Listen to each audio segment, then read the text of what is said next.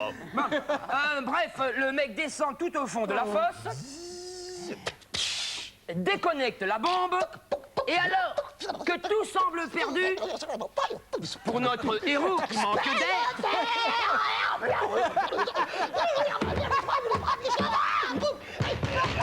les extraterrestres, on les sortent de là et on s'aperçoit que ce n'est pas des extraterrestres, des Russes, mais des extraterrestres. C'est peut-être des extra-russes. Le film se termine là. À noter que ça n'a aucun rapport avec Mary Poppins. Excepté que dans le film, les pingouins portent des tubas. Merci de votre attention. Oui, Ariane Bonnechaud. Que Thomas.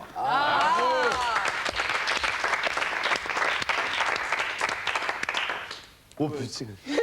Putain, je me souviens quand j'avais 15-16 ans, qu'à l'époque on avait fait le groupe RAB, qu'au Rock and Blues ou rien à branler. Quoi. Je me souviens à l'époque on adorait, on aimait bien Led Zepp, Santana, quoi, Alice Cooper, les Who, putain c'était super. Quoi, putain, un jour on apprend putain qu'à la capitale, à Pau, il y avait Santana qui venait. Quoi, putain, on se dit, oh pareil on y va. Quoi. Mais comme ça faisait loin, on dit on va partir la veille. Quoi. Non parce que 40 km c'est pas que c'est loin mais c'est bien limité. Quoi, hein. Surtout en mobilette, parce que la mobilette c'est pas qu'elle chauffe, mais c'est version c'est le pôle échappement, trouve la friteuse. Quoi, putain. Et alors, le soir on avait dormi sur le bas-côté, tous dans les sacs de couchage. Quoi. Le lendemain on se réveille, hein, que je te raconte pas. Quoi. Les sacs de couchage on aurait dit des tatous. C'était la pression, tout la fermeture éclair, tout sortait. Tu levais ça avec une pelle, l'horreur. Bref, on te parle parce qu'on était ralenti, parce que Tournerie il avait un Solex, le Solex à son père. C'était un 2200. Il avait devant le truc noir pour cacher les jambes, et il avait le truc pour les mains. Tu mettais les mains dedans, on croyait qu'il était manchot. C'est bien simple, vu de loin on le prenait pour l'abbé Cazenave. En plus, comme il avait un peu plu, t'avais le galet qui te patinait à ouais, à tel point quand il avançait, on croyait qu'il reculait. Il te frisait le surplace. Bref, tous les 5-6 km, on s'arrêtait pour faire refroidir la mécanique, nous. Et nous, on se réchauffait l'intérieur, et le pastagas, tranquille, au peinard. On t'arrive à la capitale, devant la Forêt Expo, on était arpétas comme des chaussettes, mais alors complètement indépendants. On avait des traces de mobilité sur la langue. On t'arrive, et au lieu de prendre le hall d'entrée, on prend l'entrée de la caravane, frites, merguez, ventrèche. Oh putain, on est sorti plus vite qu'on rentrait, plus vite que de boire un gobelet. Et là, l'horreur. L'horreur. Des paras du premier CP qui t'arrivent, puis ils disent au mec à la joueuse ventrèche, qu'est-ce qui s'est passé? Le mec il dit, ouais, c'était un mec complètement noir. Et là, je sais pas. Si c'est le béret qui te fait cocotte, ou alors les neurones qui jouent la belote, tu vois-t-il que les mecs ils ont compris qu'on était noirs. Ils étaient pas racistes, mais ils avaient pas la couleur. Ils nous recherchent, ils nous trouvent dans un coin, nous on était là, tranquille, peinard, en train de réfléchir intensément avec les vapeurs. Et là, ils nous tombent dessus, oh putain, flash pour la vie. Ils nous ont foutu une avoinée, putain, au moins 15 pastagas pour se cicatriser. Il y en a qu'un qui n'a pas pu boire, c'est Tournerie, parce qu'il avait une bouche à te foutre des complexes à Béatrice Dalle. Et c'est là qu'à la buvette, on a trouvé les bandas de la Vardac. Vous savez comment c'est pas la bandasse? Bravo.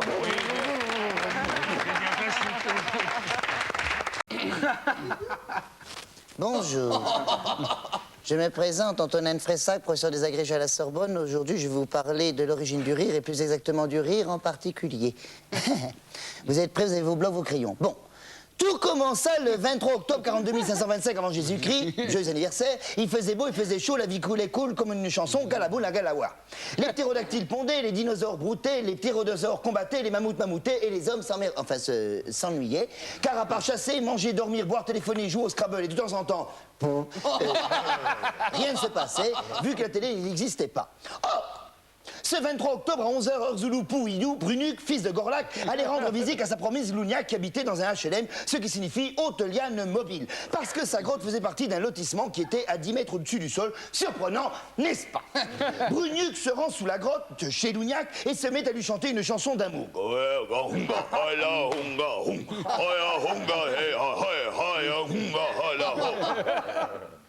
Je sais plus. Et là, amoureusement, Louniac, telle une Juliette cromagnonesque, déroule sa liane pour qu'il monte afin qu'il puisse pour qu'il la monte, dans la grotte. Oh oui, oh oui, oh oui, amour.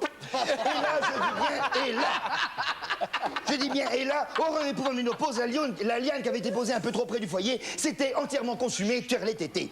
Brunuc se mit en colère. Ce qui veut dire, la liane cramée, ça me fait chier. Et oui, elle se mit à pleurer. Mais soudain, elle eut une idée. Et elle part à fond au fond de la grotte.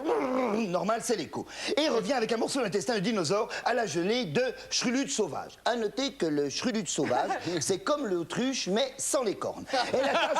Oui. Elle attache un bout à une défense de mammouth et lance l'autre bout à Brugnuc qui dit... Excuse-moi, ma Stroupinarus. À noter que le Stroupinarus est une petite race de crevettes édentées qui avançait en chantant Oh Tannenbaum. Oh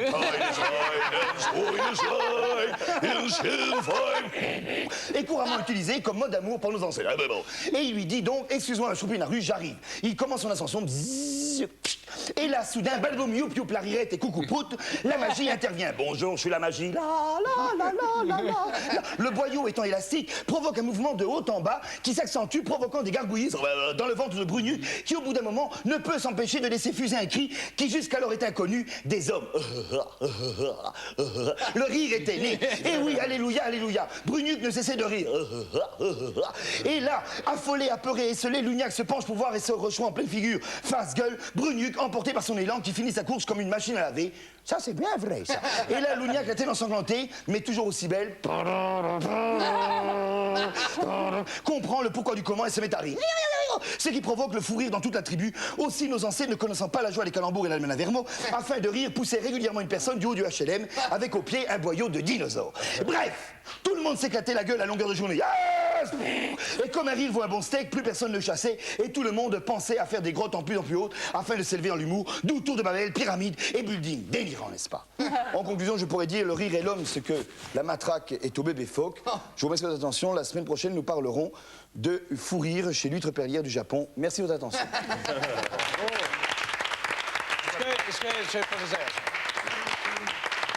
J'aimerais vous commander une étude sur la flexibilité des queues de vache dans le Limousin au cours des 8 derniers siècles. Mon gars! C'est vrai. Bonjour. Je me présente, Antonin de Fressac, professeur des agrégés à la Sorbonne. À l'occasion des fêtes, je vais vous narrer le conte de la Belle au bois dormant. Vous êtes prêts? Il était une fois un pays légendaire, un roi. Bonjour, je suis le roi. Il y a une reine qui venait d'avoir une merveilleuse petite fille qui portait le nom de Belle au bois dormant, mais que nous appellerons Belle Bois d'Or pour faciliter l'histoire. Bonjour, je porte le nom de Belle Bois d'Or pour faciliter l'histoire. Dans la grande salle du château, on m'a appelé les fées défilaient devant le berceau. Elles passaient donc, enfin se pressaient devant le berceau afin de donner leurs vœux. Soudain, surgissant de nulle part, merde, d'où j'arrive? La fée Carabosse arrive sur son balai. Un moteur qui était équipé d'un klaxon et très en colère parce qu'elle n'avait pas été invitée, dit « Je suis très en colère car je n'ai pas été invité. Aussi je jette un sort, tchious, vlac, sur Belle Bois d'Or. Et ce sort de sorcière sera ce que Belle Bois d'Or et tout le royaume le jour de ses 20 ans tomberont dans un profond sommeil. » Et c'est ainsi que l'horrible créature s'en alla par la fenêtre, que d'ailleurs elle brisa parce que la fenêtre était fermée. Ah ben merde alors. Les années passèrent. Et Belle Bois d'Or, afin de conjurer le mauvais sort, vivait heureuse. Dans une forêt en compagnie de 3 marraines d'Oléron qui étaient en fait des fées. Et c'est ainsi que le jour de ses 20 ans, elle alla au château. Enfin, au paquebot de son père qui mouillait dans la cour. Les festivités battaient mon train. Et soudain, le ciel s'assombrit. Et là, je dis bien, et là, horreur épouvante ménopause, la sorcière apparut. Et ses doigts crochus lança des éclairs de toutes les couleurs. Oh la belle bleue, oh la belle rouge. Et le brouillard épais tomba sur tout le royaume, en dormant tout sur son passage. Dans un coin, sur un lit, dormait belle comme une déesse.